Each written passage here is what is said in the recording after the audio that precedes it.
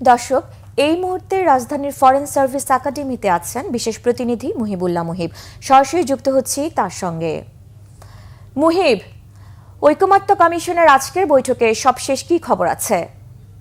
সাবরিনা, ঐকমত্য কমিশনের আজকেই সম্ভবত এটি শেষ বৈঠক, শেষ সংলাপ, এমনটি জানিয়েছে এই কমিশনের গণসংযোগ কর্মকর্তা। তিনি ঠিক এভাবেই বলেছেন যে একটি বিজ্ঞপ্তি দিয়ে বলেছেন যে আশা করা যায় আজকেই শেষ হচ্ছে এই সংলাপের আনুষ্ঠানিক সব ধরনের কার্যক্রম।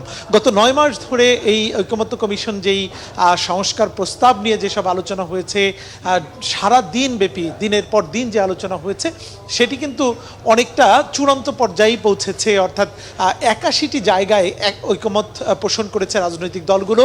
এর বাইরে যেসব জায়গায় ঐকমত্য আসেনি সেসব জায়গায় নোট অফ ডিসেন্ট দিয়েছে বিভিন্ন রাজনৈতিক দল। তবে সেই নোট অফ ডিসেন্ট নিয়েই কিন্তু তৈরি হতে যাচ্ছে জুলাই সনদ। তবে আজকের বৈঠকে মূলত আলোচনা হচ্ছে কোন প্রক্রিয়ায় এই জুলাই সনদটি বাস্তবায়ন হবে সেটি নিয়েও কিন্তু আজকেও আমরা নানান ধরনের মতামত দেখতে পাচ্ছি।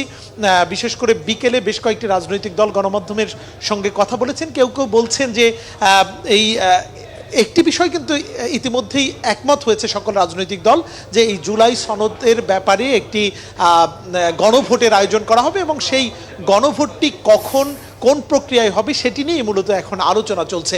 তবে এখানে নানান ধরনের মত এসেছে।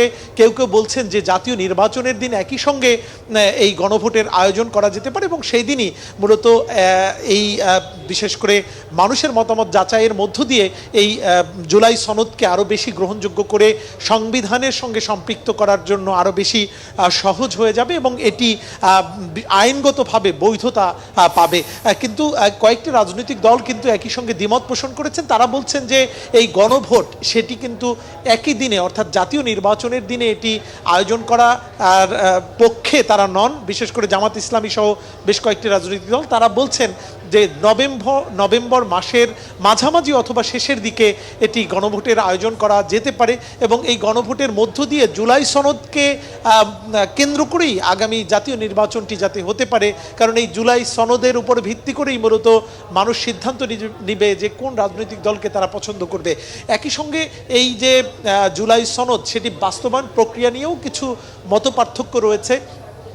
বিশেষ করে প্রথম অধিবেশন অর্থাৎ আগামী জাতীয় সংসদ নির্বাচনের পর যারা সরকার গঠন করবে সেই সরকার গঠনের পরই। ধন্যবাদ মুহিবুল্লাহ মুহিব।